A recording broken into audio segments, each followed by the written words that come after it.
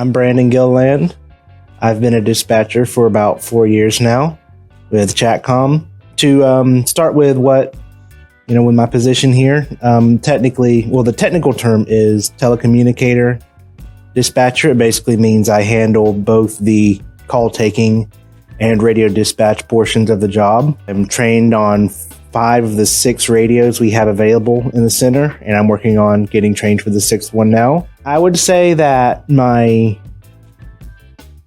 interest in this started as early as, I'd say, 2012, 2013, my sophomore year in college.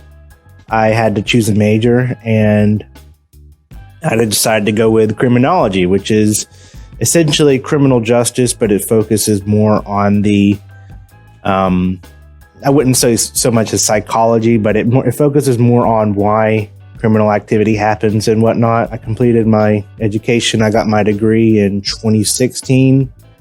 Between 2016 and 2017, I worked in a shipping depot in Roswell. It was very physical work, but it wasn't very sustainable. I was only making minimum wage and making minimum hours.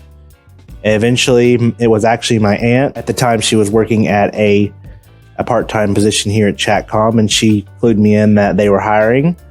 I still had an interest in law enforcement. In fact, I had been trying to get a job in more direct law enforcement, such as, being a police officer, a sheriff's deputy. However, during that time, they were only looking for people who were more experienced or who had prior experience in the field, so it wasn't going very well.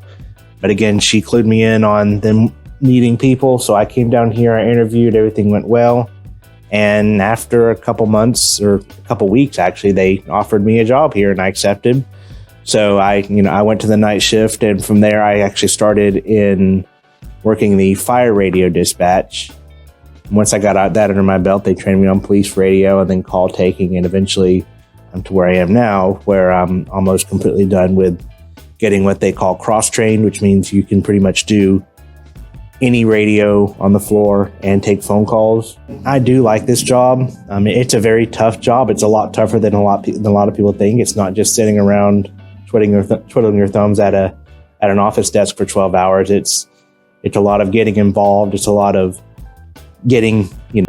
taking phone calls again from people who are distressed, who may be hysterical, who may have just lost a loved one, who may be in danger themselves, and processing those calls, getting them to the right jurisdiction, getting the right resources out to them. And, whether it's saving their life or the life of someone else, or just making sure that whatever happens doesn't get any worse than it is.